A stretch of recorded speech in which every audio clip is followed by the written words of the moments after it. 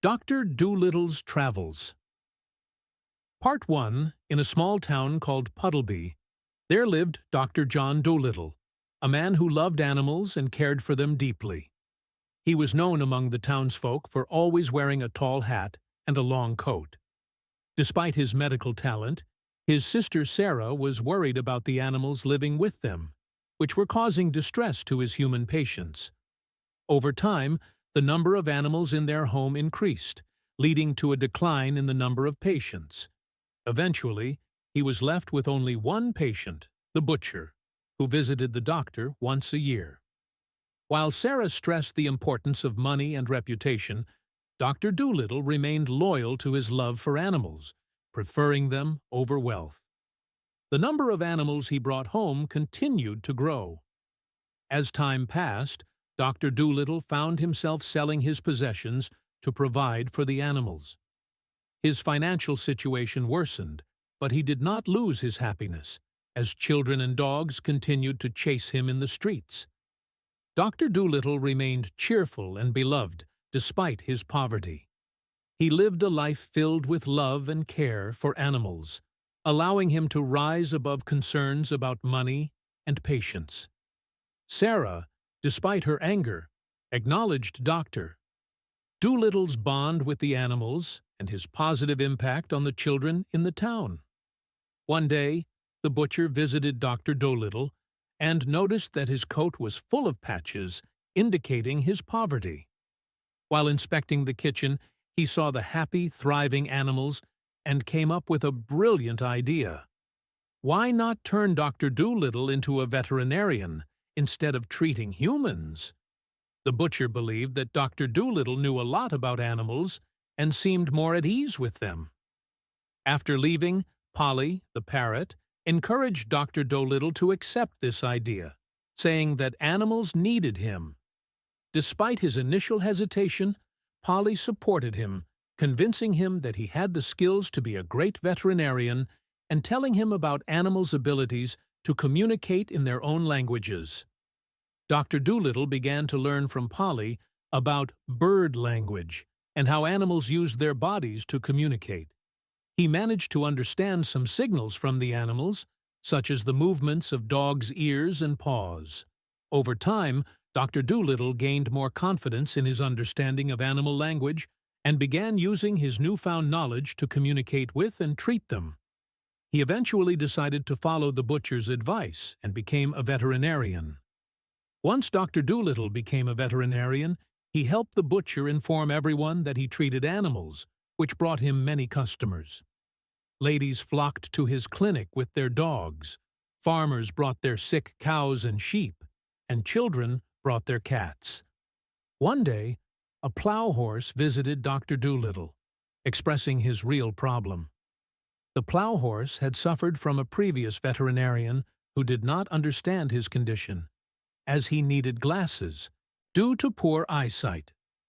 Dr. Dolittle successfully made special glasses for him, making the horse very happy. After Dr. Dolittle's success with the horse, other animals began visiting the clinic. Soon, it became common for horses to wear glasses, and stories circulated about Dr. Dolittle's achievements, like dogs wearing splints and a cat using a cane. Dr. Dolittle's successes became well known among the animals.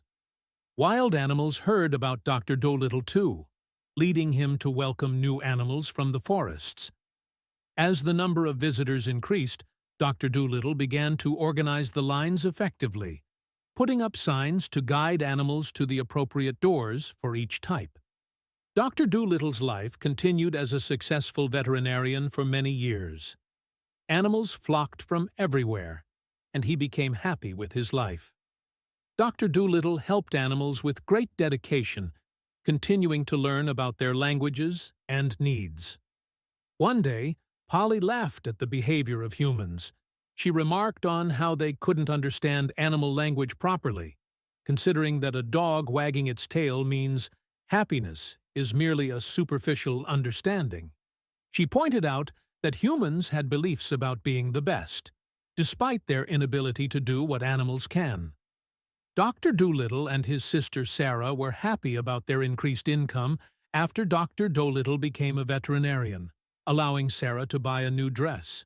However, having many animals in the house frustrated her, especially with the difficulty of keeping the place clean.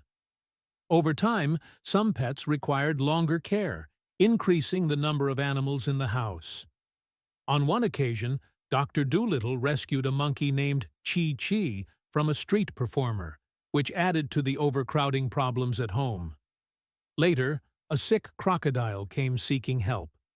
Despite Dr. Dolittle treating him, the crocodile's presence in the house instilled fear in customers, adversely affecting his practice.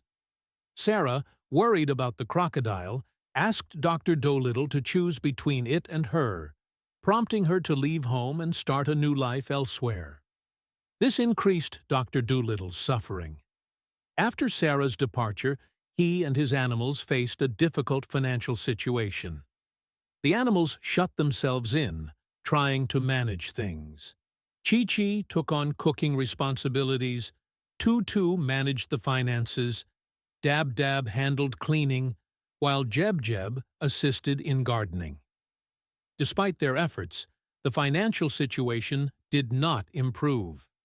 The animals decided to sell vegetables from Dr. Dolittle's garden at a small stall by the roadside.